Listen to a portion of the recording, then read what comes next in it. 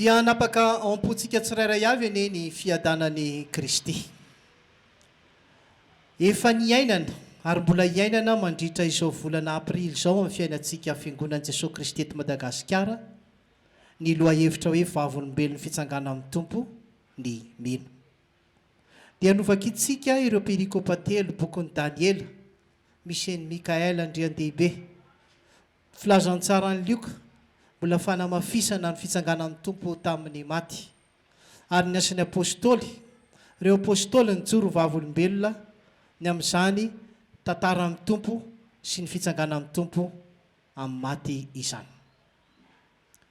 Raisintsika manokana raha boky ny asan'ny apôstôly ry havana malala, asan'ny apôstôly toko 2 ny andiny 7:20 ka hatramin'ny 9:30. Asan'ny apôstôly toko 2 ny andiny 7:20 ka hatramin'ny 9:30. Tokony fantatsika aloha iza no nanoratra ny bokin'ny asan'ny apôstôly.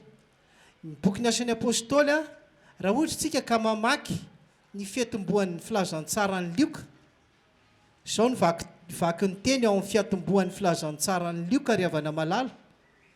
Izao ny vaky teny Lioka hoe satria maro no efa nanoratra nandahatra tantara ny amin'ny zavatra izay efa tanteraka tamintsika tokoa, araka izay efa niraisintsika natolotry ny vavolombelona izay sady nahita maso no efa mpitoro ny teny hatramin'ny voalohany, dia sitrako koa rehefa nifotorako tsara ny zavatra rehetra hatramin'ny androany ny anoratra izany aminao araka ny filaharany, ry teo ho filo tsara indrindra mba hahafantaranao tsara fa mahafiorina ny teny izay nampianarina anao. Izay ny ao filazantsarany Lioka.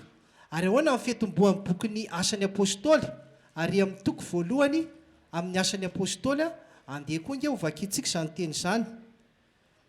Amin'ny anaran'i Jesosy, ry Teofilo, ilay boky voalohany dia nosoratako ny amin'izay nataon'i Jesosy sy nampianariny hatramin'ny andro nampiakarana azy, rehefa nodidiny tamin'ny fanahy masina ny apôstôly izay novidiany, sady niseho koa tamin'ny famantarana maro taoriany ijaliany fa velona izy, ka niseho tamin'ny 40 andro izy ary nilaza ny amin'ny fanjakan'Andriamanitra. Eo no anaporofona ry havana malala fa i Lioka no nanoratra an'izao an'izao asan'ny apôstôly izao, miaraka amin'ny filazantsarany Lioka izay novakitsika teo. Lioka zany no mitantara momba ny apôstôly Petera, momba ny apôstôly Paoly. Ka ty asan'ny apôstôly toko 2 izay nosoratany Lioka ity dia hanomezantsika lohateny manokana hoe fijoroana ho vavolombelona. Fijoroana ho vavolombelona.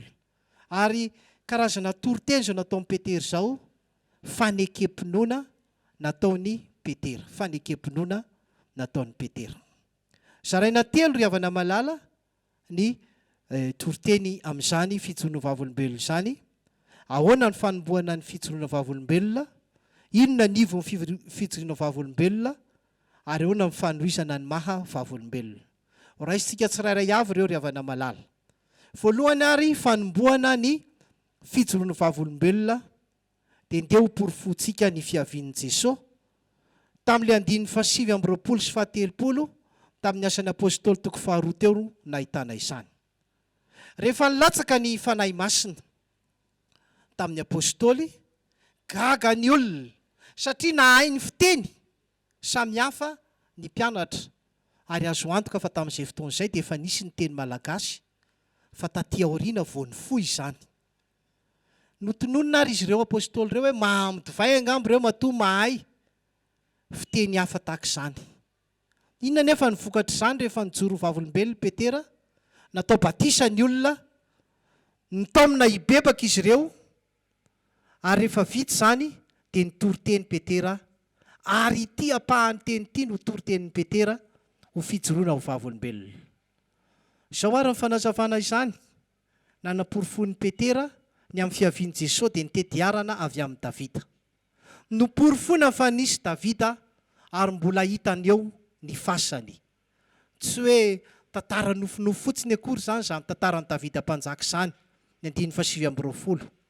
Amafisiny koa fa ao anatin'ny taranaka Davida Jesosy. Raha mijery tsara ao Maty toko 1 tsika, taranaka 20 ao aorianan'i Davida no niaviany Jesosy. Manamafy zany raha teo mitenin'i Jesosy tamin'ny mpianatra rehefa nitsangana izy. Vakitsika teo Luka 4:20. Raisina manokana amin'izany 9:7 manao hoe ary ianareo no vavolombelona izany. Porofona zany fa tena nisy Davida, nisy koa Jesosy.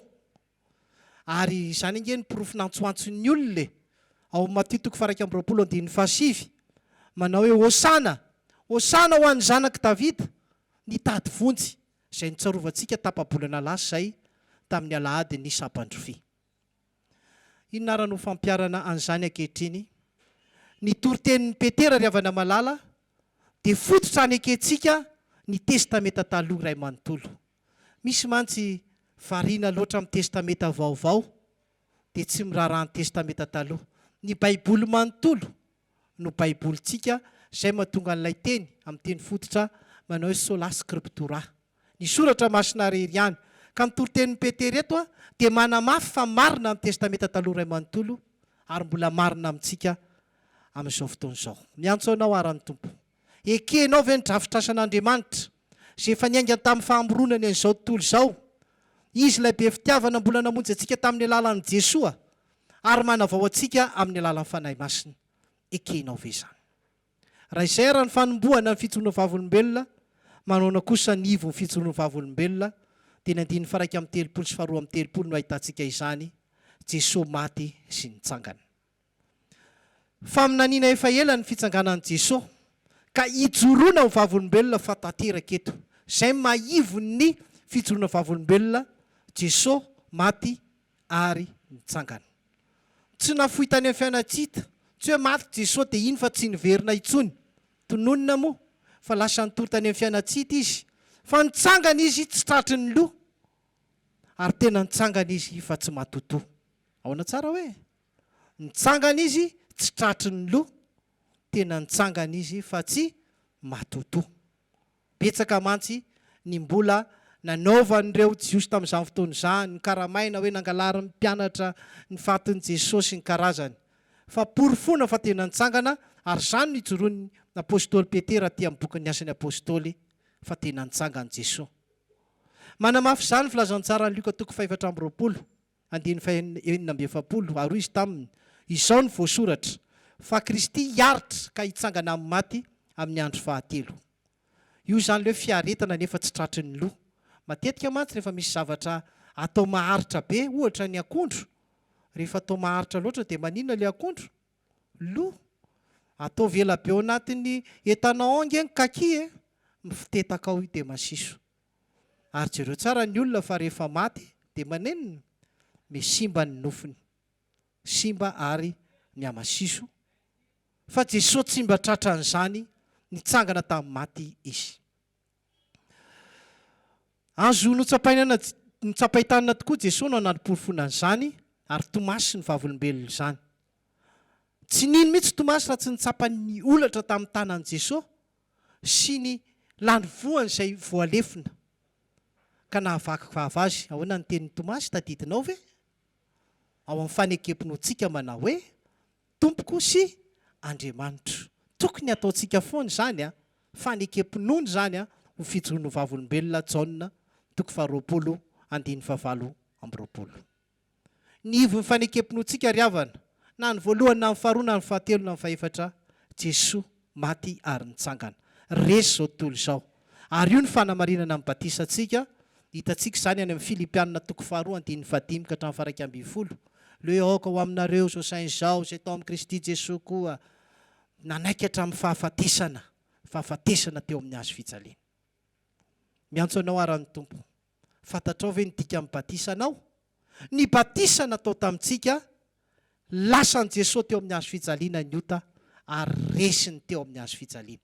Resiny Jesosy tanteraka teo amin'ny hazo fijaliana ny ota. Izay ny dikany hoe batisa, maty tanteraka ny otantsika. Raha izay raha ny fijoroana vavolombelona, ahoana kosa no hanohizana azy? Fahatelo ry havana malala, ny fanohizana ny mahavavolombelona dia fanan'Andriamanitra ray, zanaka ary fanahy masina.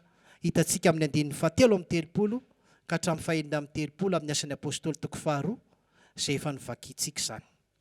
Nivakiantsika ny sombon'izany manao hoe nasandratry ny tananakavanan'Andriamanitra izy ary nandray ny fanahy masina nampilatsaka izany izao hitanareo izao mipetraka eo tanankavanana ambara-panaoko ny fahavalonao fitoeran-tongotra ao izay fanamafisana ny salamo 112 iny Jesosy nomboanareo iny dia efa nataon'Andriamanitra ho Tompo sy Kristy. Ahoana zany no anazavana an'izany? Efa drafitr'Andriamanitra, drafitry ny Tompo hatramin'ny voalohany ny fanandratana an' Jesosy eo ankavanany ray ka nandrahana ny fanahy masina. Tanteraka koa ny faminanian'i Davida ay tonga amin'ny fahefana rehetra eo ambany fahefan'Andriamanitra izay hoe fahavalonao fitoeran-tongotra ao. Ilay nalamba raka faratampony no voaositra ho mpanafaka sy ambonin'ny Andriamanitra rehetra, ilay nombona no nasandratra ho Tompo sy Kristy. Tena Tompo, izany hoe ekena manaiky ianao fa mpanompo, tena Kristy voaositra, voatendry mba ho Mesy hamonjy izao tontolo izao. Ny anamafisana izany dia Jesosy izay santatry ny endry amirapiratra tahaka ny kintana mandrakizay toria. Vakitsika teo amin'ny boky ny Daniela 2:7. Anehoana ilay fahefan'Andriamanitra famerenana ny olona amin'ny Jesosy ka iasan'ny fanahy masina. Iasan'ny fanahy masina. Tsarovako antsika koa zany afaka herinandro vitsivitsy izany filatsahan'ny fanahy masina izany. Fanamporofona izany dia mivavaka nampianarin'ny Tompo. Ahoana ilay ao ampovoany ao? Ho tonga neny fanjakanao. Sady hitantsika moa zany any Matthieu 9 no hitantsika any amin'ny Luka 1:12. Indraindray adinodinontsika zany rehefa manao vavaka miaina tsara ny hoe ho tonga neny fanjakanao dia sary lasa tsinjery. Fa tena amin'ny fanjakan'ny Tompo nge niritsika ho avy ary ho avy aingane izay ny ho tonga ny fanjakanao. Fampiarana ary avana malala amin'ny fiainantsika tsisy afa-tsy ny fahefan'Andriamanitra na fahefan'ny devoly. Tsy misy elanelana na fahefan'Andriamanitra na fahefan'ny devoly. Aoka hiasa amin'ny fanahy masina mba ny fahefan'Andriamanitra no hiasa amintsika. Ho aizarytsika hitantsika tamin'ny Daniela 2:12 teo. Ny sasany ho any amin'ny fiainana mandrakizay, ny sasany ho any amin'ny enatra sy ny latsa mandrakizay. Tsy maintsy manapa-kevitra ianao ny amin'ny hoe ho any amin'ny fiainana mandrakizay satria izay ny fanekena ny fahefan'Andriamanitra ray, zanaka ary fanahy masina ny azoantsika ny fiainana mandrakizay. Ny amin'tinana azy ary nijoroa ianao vavolombelona. Voalohany, ny lalan'i Jesosy no arahana, ny drafitr'asa amin'ny Tompo tanterao, izay ny voalohany. Faharoa, tsy misy fijoroana vavolombelona azo atao raha tsy taratra ao ny fitsanganan'i Jesosy tamin'ny maty. Ary ny fahatelo, izaho sy ianao manatrika io no irahana noho ny fijoroana vavolombelona eo ambany fahefan'ny Tompo Jesosy ho amin'ny fiainana mandrakizay. Ndeha averintsika ary izay famarana an'izay, ny lalan'i Jesosy no arahana, ny drafitr'asa amin'ny Tompo no tanterahana. Faharoa, tsy misy fijoroana vavolombelona raha tsy taratra ao ny fitsanganan'i Jesosy tamin'ny maty. Ary ny fahatelo, izaho sy ianao izao no irahana hanohy ny fijoroana vavolombelona eo ambany fahefan'izy Tompo Jesosy. Ho an'Andriamanitra rery any aneny voninahitra. Amen.